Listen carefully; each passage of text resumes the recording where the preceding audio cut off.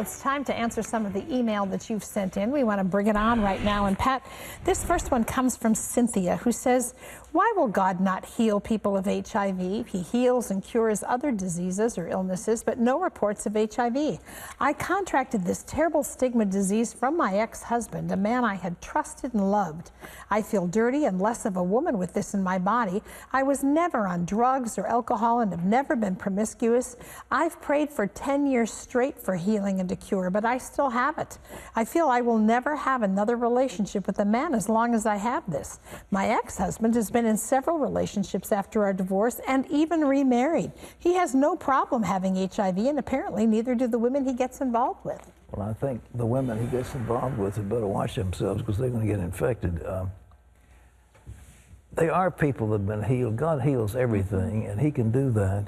And the good news is that through the skill of the doctors, there's some drugs coming out that seemingly can make a difference. And I don't know enough about HIV anymore. I thought I did a few years ago, but now there's so much, such a body of information.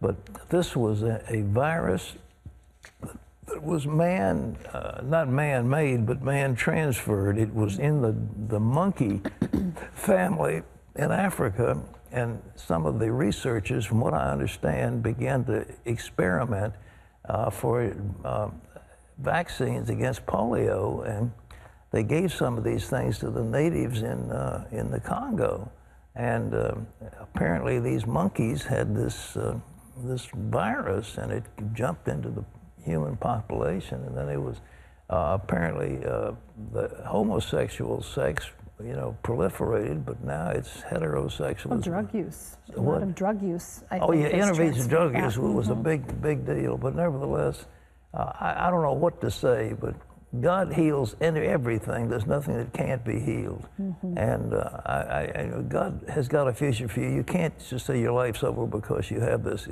God is going to give you the answer. I just assure you now it will happen.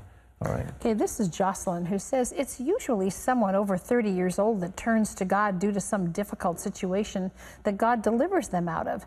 Do you think there's any hope that the youth of larger cities in the United States will turn to Jesus in these last days? I'm tired of constantly being surrounded by lack of belief in God, especially in younger people.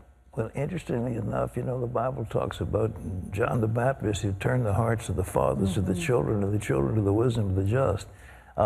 Actually, the great revivals that we are seeing in America are teenagers. They're young people, under 30. The time when somebody is 16, 17, 18, 19, 20, they're asking that question, who am I? What am I? Where am I going? Why am I here? That kind of thing. After they get to be 30 or so, they're set in their ways and they can go. So it's a whole lot easier to lead those people to the Lord.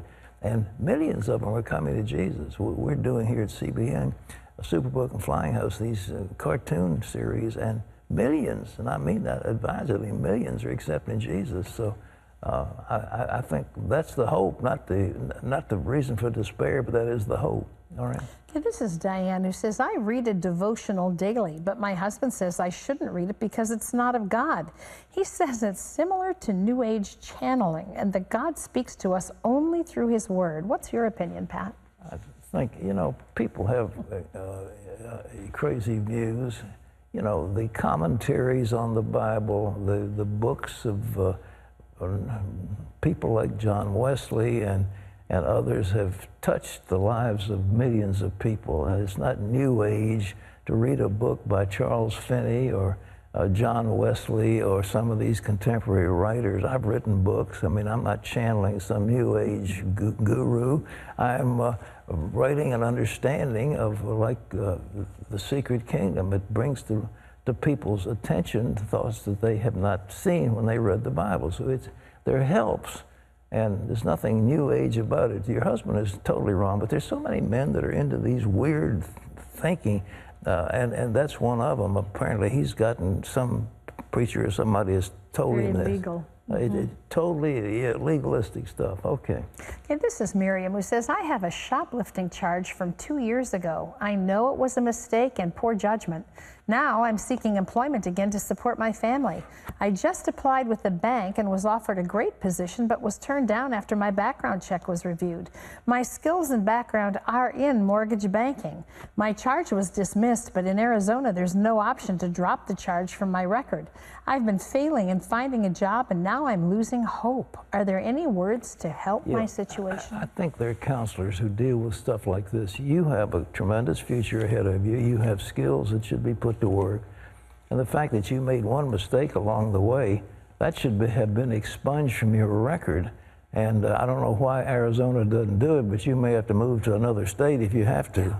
But it's draconian to punish somebody for a minor shoplifting. I mean, you could have taken a candy bar, for example, out of a convenience store, and the next thing you know, you've got this on your record.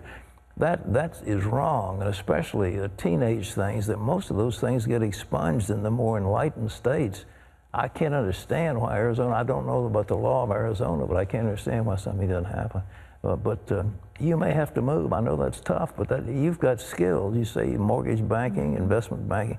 That's a tremendous skill, and you can get a good job. So get an not an investment counselor, but a job counselor to go over with you what your options are. And I'm sure there are ways you can take care of this that you're not doing. Get some help, but your life cannot be destroyed forever because of some minor shoplifting charge when you're a kid. Just can't happen. Okay.